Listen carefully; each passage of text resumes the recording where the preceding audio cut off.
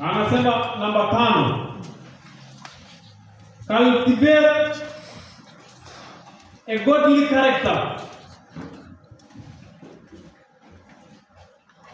Lazima tabia ya kiungu iweze kupatikana ndani ya maisha yetu. Kama vijana leo.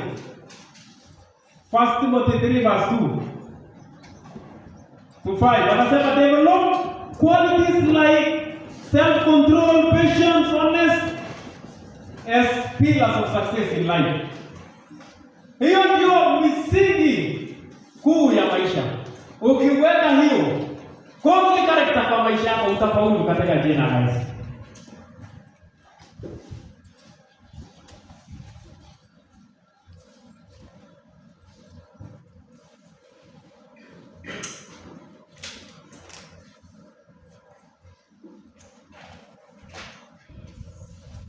Paulo anasema, do not let anyone look down on you.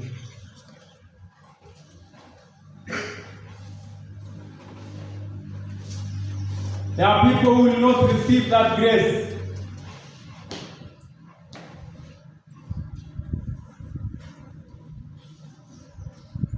Kuna watu ambao watapokea neema ya kuheshimiwa kwa dunia hii kwa sababu hawakuchagua Mungu kwa maisha yao.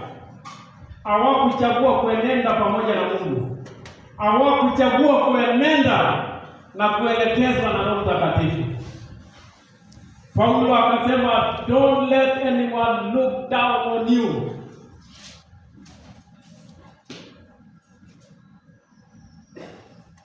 We are living in a society ile watu wamejaa ya aina mingi, pamoja na tabia nyingi sana.